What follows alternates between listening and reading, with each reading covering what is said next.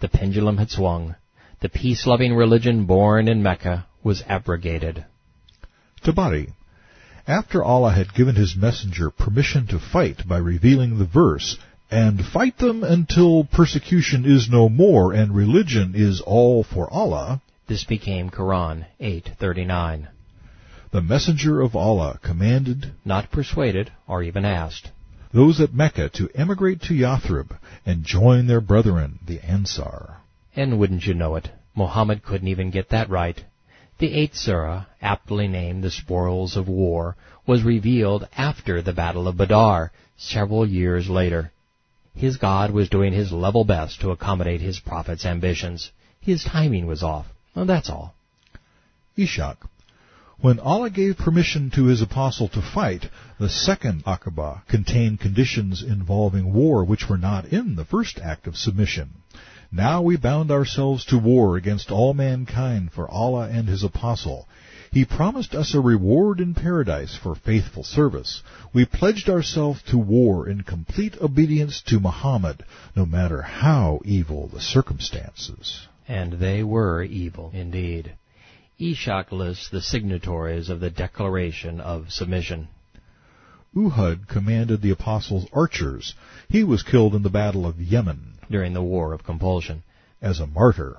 Abu was present at all the apostles' battles and died in Byzantine territory as a martyr.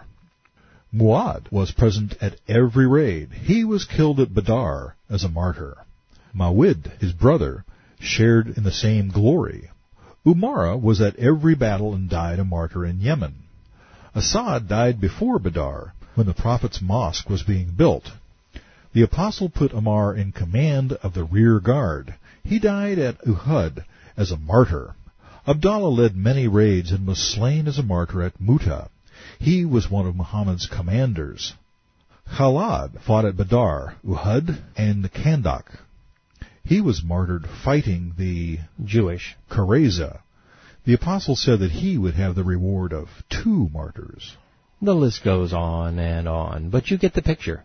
Islam kills. Christ's apostle died as martyrs trying to save men. They used words, not swords.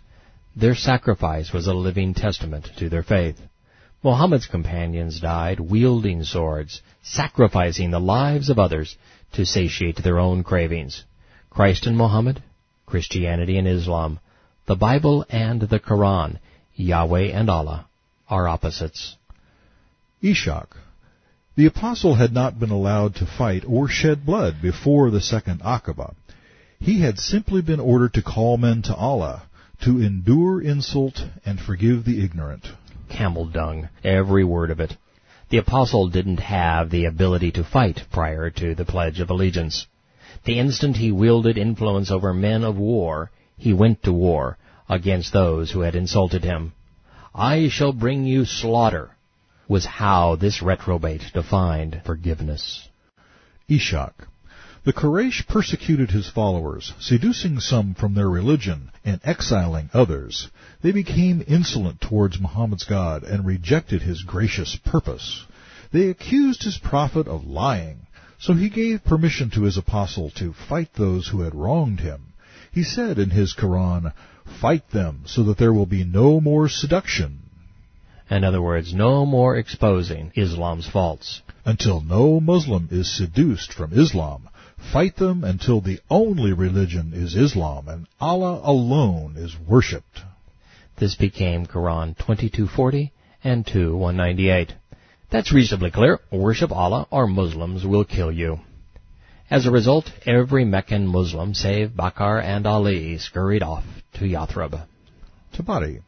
The Quraysh were now anxious about Muhammad going there, as they knew he had decided to join them in order to make war on them.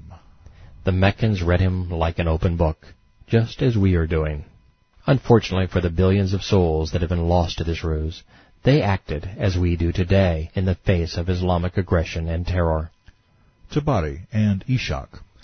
They deliberated as to what to do about Muhammad, as they had come to fear him. One said, "Keep him in fetters, lock him up, and wait for the same kind of death to overtake him, which overtook other poets of this sort." A handsome sheikh, Muslims say, was really the devil, protested. "If you imprison him, his followers will attack and snatch him away. Then their numbers will grow so large they will destroy the authority of the Quraysh." Sorry, Sheikh, but that's ridiculous.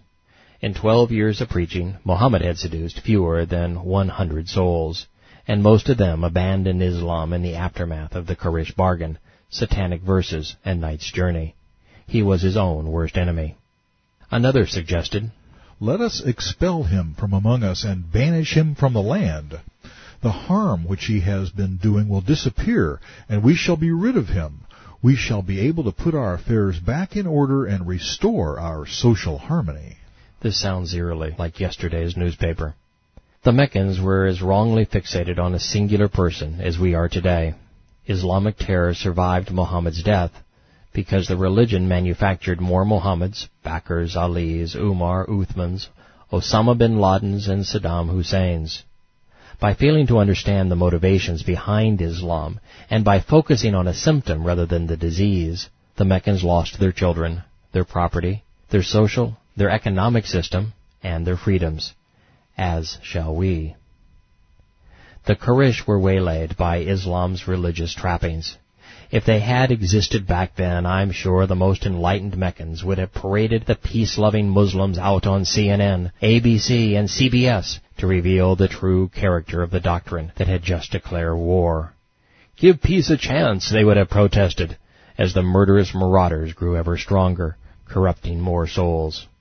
As a direct result of their ignorance, the balance of power shifted. Their economy was plundered by the peaceful religion. Their people were kidnapped, ransomed, robbed, enslaved, raped, assassinated, and terrorized. The Meccans finally woke up and waged a war of sorts, but it was too little, too late. The devil, masquerading as an Arab sheikh, spoke on behalf of his messenger. Tabari and Ishaq. "By Allah, this is not judicious. Do you not see the beauty of his discourse, the sweetness of his speech, and how he dominates the hearts of men with the compelling force of the message he brings? By Allah, if you expel him, I think it's likely that he will descend upon some other Arab tribe and win them over with his recitals, so that they will follow him and adopt his plans. He will lead them against you. They will attack, crush you, seize your power, rob you, and do with you whatever he wants." The devil was right. He did those very things. Tabari and Ishaq.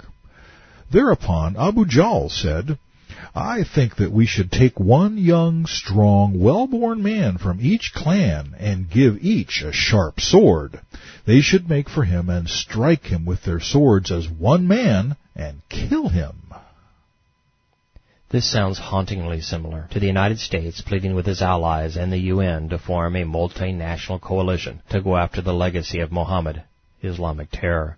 Not surprisingly, it worked as poorly for them as it does us today. By the time all of the allegiances had been duly formed and all factions had been sufficiently bribed, the terrorist leader had snuck away.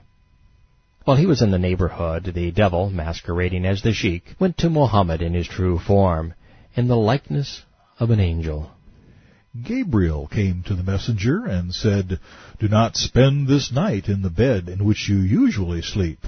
When the first third of the night had passed, the young men gathered at his door and waited for him to go to sleep so that they could fall upon him. When Muhammad saw what they intended to do, he said to Ali, who was his adoptive son, "Lie on my bed and wrap yourself up in my green cloak, the one I use when I go to bed. Nothing unpleasant will befall you from them." What a weasel. With a mob of men wielding swords standing outside his door, he told his son to wear his pajamas and lie in his bed.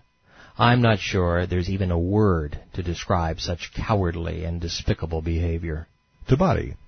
Muhammad said to Ali, "If Abu Bakr comes to you, tell him that I have gone to Thawr, and ask him to join me." Send me some food and hire a guide for me who can show me the road to Yathrib, and buy me a riding camel."